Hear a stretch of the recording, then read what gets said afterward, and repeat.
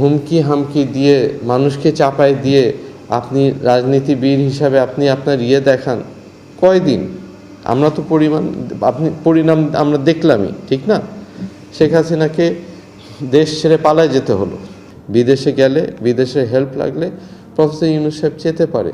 আমাদের রাজনৈতিক নেতারা মির্জা ফখরুল ইসলাম আলমগীর সাহেব যদি আজকে আমাকে ডেকে, আমার মতো আরও হাজার মানুষকে ডেকে দুইটা কথা বলে দেয়, এটা কিন্তু আমাদের জন্য, আপনি একটা কথা বলেছেন যে আজকে বাংলাদেশ কি খুঁজছে।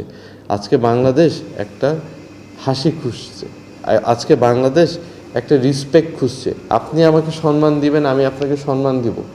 হ্যাঁ, আপনি যদি আপনার হুমকি হামকি দিয়ে মানুষকে চাপায় দিয়ে আপনি রাজনীতিবিদ হিসাবে আপনি আপনার দেখান কয়দিন?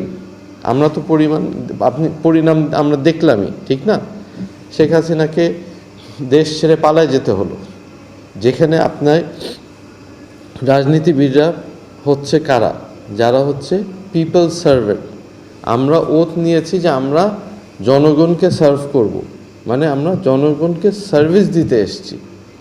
আমরা তো স্বেচ্ছায় জনগণকে সার্ভিস দিতে এসেছি।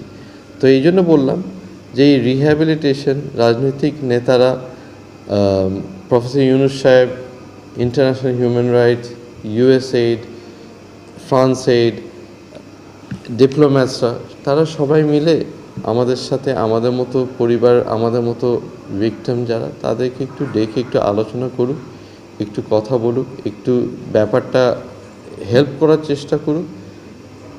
অনেকজন অনেক উপকৃত হবে।